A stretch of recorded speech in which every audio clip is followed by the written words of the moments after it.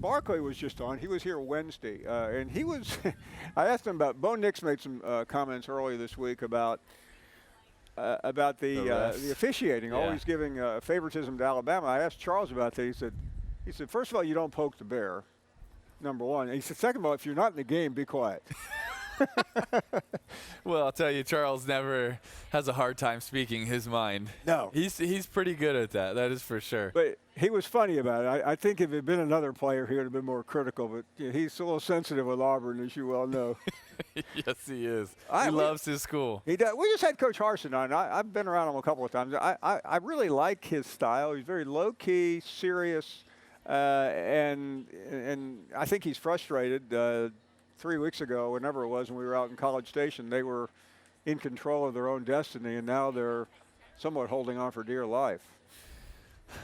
It's still early. There's so many ups and downs. It's obviously in this league, you can have 1 year it doesn't go your way, and you can be gone. We see that a lot of different places. And so I feel like we just saw that. Yeah, we did. I think – I've liked some of the things that he's done, some of it, his mannerisms, some of his comments I've appreciated. I also think there's probably a little bit of an adjustment period getting used to this league too. But his success at Boise, but did they have some talent when he showed up? Yes, yeah. They really did. But I think there's also fitting it to his culture and his mode, and I think that's going to take a little bit. No doubt. Talking to Tim Tebow here, and there's – there are games going on now. There's games tomorrow. I want to get your thoughts on the game last night because Lane Kiffin snuck up on us this year. 10-2 record, probably going to the Sugar Bowl. I know we thought he was capable of a good year, but that's pretty remarkable. Yeah, I think he's done a great job this year. I think we're people really highlight it in the media highlights, and rightfully so, is their offense and scoring points, and he's a really good quarterback coach and developer, and Jeff Levy and this offense, and it's exciting. But look down the stretch. It really was their defense that stepped up. And yes, they still miss a lot of tackles, and it probably drives him nuts, but DJ Durkin has done a really good job down the stretch. I mean, besides the last couple of drives, they did a really good job against Leach and this offense and Will Rogers. And, even down the stretch, even at the end of the game against Tennessee, they made stops. Against A&M, stop after stop given. Zach Calzada didn't play very good. But I want to give a lot of credit to what Lane has done in bringing in coordinators that have been able to develop not necessarily the strengths of the team. And that's why I think they had a successful year, because it wasn't just dependent on Matt Corral. Did he lead them? Should he be a Heisman finalist? In my opinion, yes. Has he had a great season? Is he probably going to go down as maybe one of the best or one of the best in Ole Miss history? Yeah. I mean, there's a few others that are really good, but he's got to be in the top few there in history, and give him a lot of credit. But, man, that team stepped up. Their running backs ran hard last night. Their linebackers are flying around making tackles, and I think he's done a great job of starting to build the culture there. That's going to be really interesting, because if he stays, will he be able to continue to build that culture, or is he looking for, a different spot?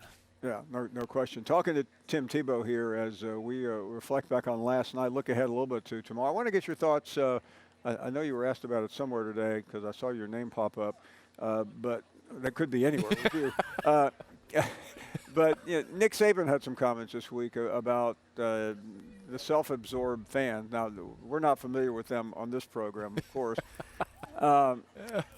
But I am curious because it was quite a rant and I jokingly said to my wife when we were watching, I said, Coach, you created this problem by giving them so many championships.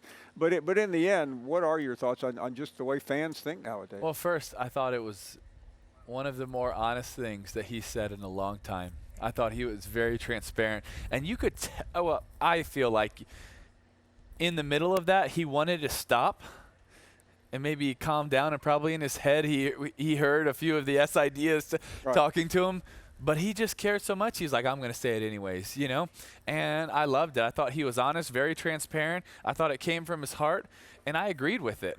I agreed with his sentiment. I think that Alabama has some of the best fans in the country, but they're also probably the most spoiled fans in the country. And shoot, let's be honest, you see them leaving early for games. It's not good enough just to win. We were just talking about it with Roman in the production meeting is, listen, in 2004, 5, 6, they were happy when they were getting wins. They were happy when they would be able to beat Tennessee by 7 or 3 or win by a field goal. And now it's just super disappointed. You got to get new players in. And I feel like, he was sharing from his heart that he wants them to support their team, whether they win by as much as the fans think or they barely win. You still need to be supportive of your team.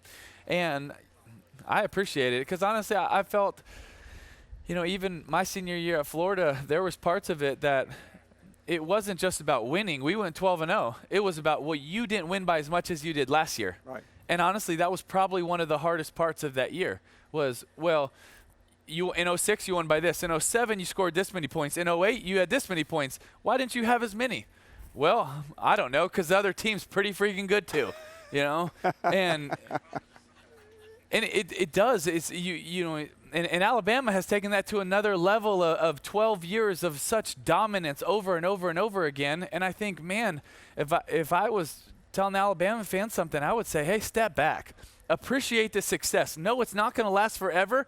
You're at a place where they do love it and they're passionate. But remember showing up to games and you were happy that you just barely beat Southern Miss. Because I remember being at the game as a recruit and you're losing to Southern Miss and you came back to win on a crazy play and you were freaking out, right? So it's important to remember those times as well so you can really appreciate. And in Thanksgiving, maybe they should step back and say, hey, we're pretty thankful that we have Nick Saban and we have this crazy run and maybe the best in the history of college football.